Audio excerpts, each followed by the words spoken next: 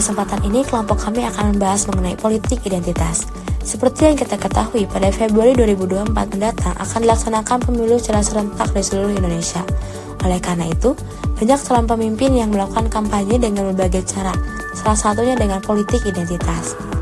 Politik identitas merupakan politik yang mencakup pengaruh elemen-elemen seperti etnis, agama, hingga jenis kelamin dalam membentuk preferensi politik dan afiliasi partainya. Para calon pemimpin dan partainya melakukan politik tersebut agar mendapatkan dukungan lebih besar dari kelompok-kelompok terkait. Karena pemilih seringkali cenderung mendukung calon yang dianggap mewakili kepentingan identitas mereka. Pada masa yang sama, politik identitas juga dapat memunculkan polarisasi di antara kelompok-kelompok identitas dan memperumit proses demokrasi. Pada pemilihan presiden 2024, bagaimana politik identitas memainkan peran dalam membentuk dinamika politik? Mari kita eksplorasi lebih dalam bersama para narasumber untuk mendapatkan wawasan yang lebih luas lagi. Identitas itu kegiatan politik yang berdasarkan identitas individu, baik dari ras, etnis, suku, ataupun agama. Contohnya mungkin kayak yang kemarin yang lagi rame-ramenya ya, itu Ganjar paslon nomor 3 membuat istilahnya kayak rekaman video yang lagi sholat azan itu ya, dimana itu posisinya lagi di saat kampanye gitu. Kalau paslon lain saya belum melihat ya kalau untuk belakangan ini, tapi untuk yang jelas untuk yang pilkada 2017 dari paslon nomor 1 atas nama Pak Anies itu ada sih. Terkait dengan partai politik yang memanfaatkan politik identitas, sampai dengan saat ini masih terlihat dan masih kita rasakan para peserta politik atau partai politik bagaimana mencari dukungan atau perolehan suara itu dari kelompok-kelompok tertentu dalam tatanan masyarakat.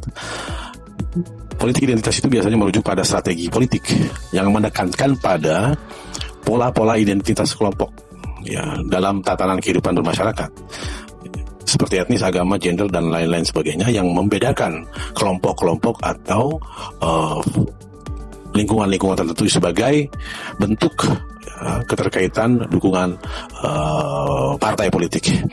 Biasanya politik yang terkait dengan identitas ya itu seringkali partai menggunakan dengan cara-cara yang mereka lakukan, seperti misalnya pertama penggalangan dukungan ya, memanfaatkan kelompok-kelompok untuk menarik dukungan ya, komunitas misalnya pemilih berdasarkan identitas etnis, agama, atau janji-janji yang disebarkan lah oleh partai politik untuk menarik mereka sebagai simpatisan atau pengikut partai politik. Itu yang pertama biasanya. Yang kedua, biasanya adanya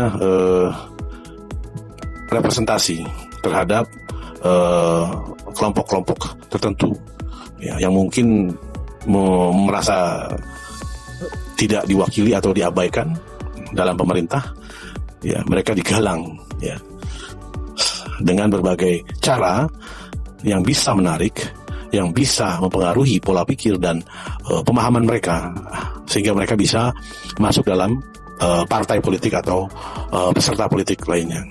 Yang ketiga mungkin yang kita lihat ini mobilisasi. Nah ini kadang-kadang mobilisasi partai politik ini memanfaatkan berbagai cara ya, baik secara langsung maupun tidak langsung ya, untuk memperkuat ya perbedaan-perbedaan antar kelompok dalam masyarakat. Ya, biasanya ini akan memicu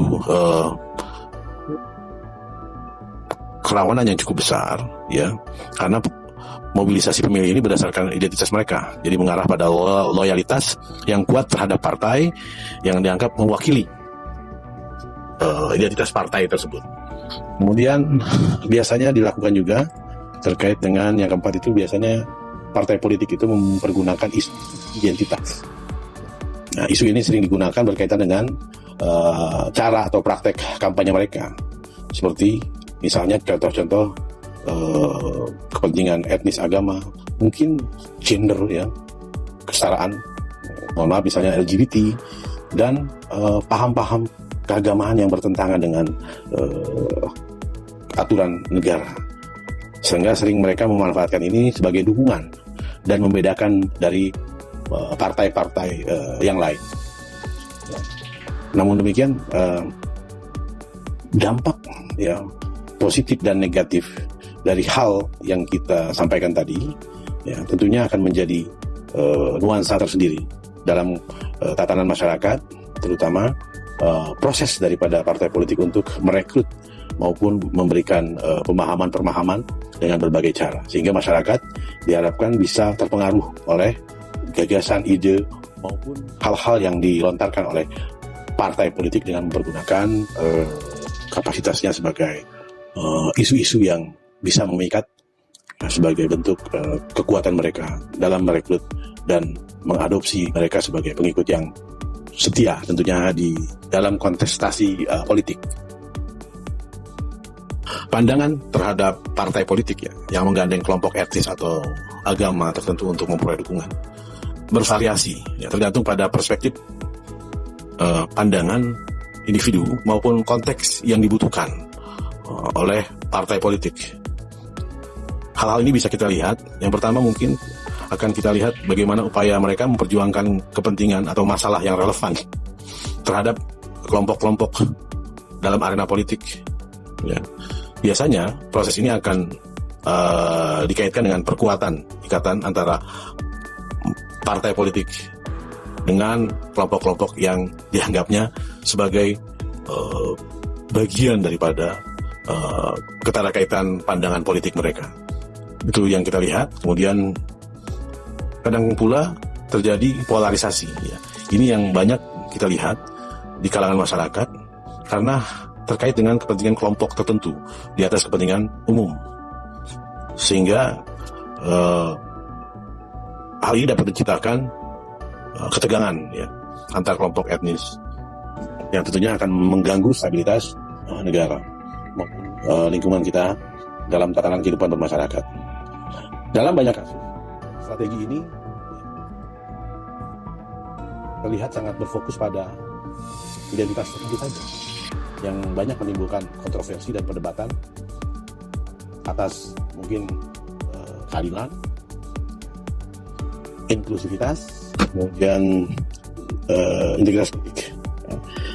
Hal yang penting yang harus kita pahami adalah bagaimana partai politik ini menggunakan dukungan dari kelompok-kelompok etnis yang bisa menjadi bagian dari kelompok partai ini, memberikan satu keyakinan dari partai politik dari sudut pandang kepentingan mereka, keterwakilan mereka, rasa adil buat mereka, yang bisa memberikan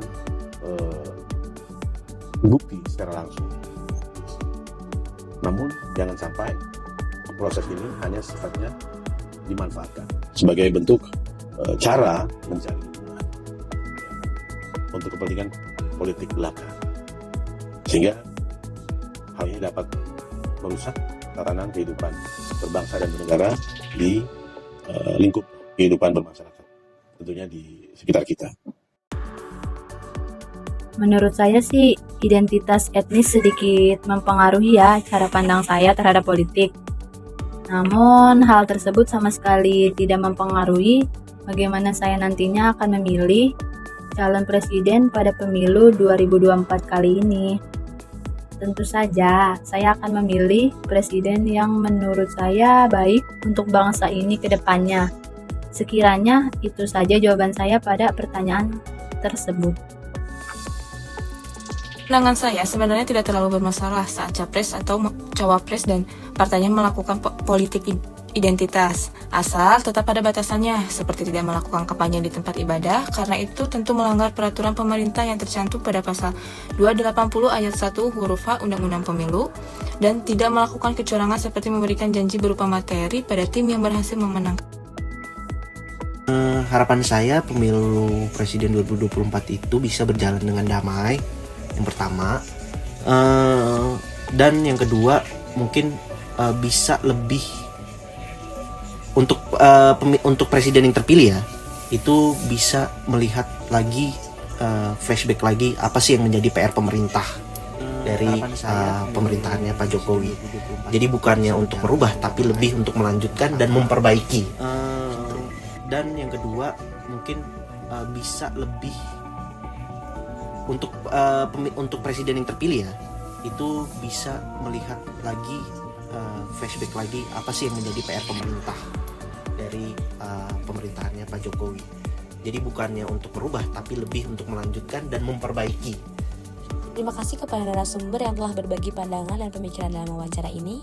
Semoga pembahasan ini dapat membantu pemirsa memahami dan menghargai keragaman pandangan dalam menyongsong pemilihan presiden 2024. Mari kita sama-sama menjaga semangat demokrasi dan diskusi yang konstruktif. Sampai jumpa pada kesempatan berikutnya. Wabillahi taufiq wal hidayah. Wassalamualaikum warahmatullahi wabarakatuh.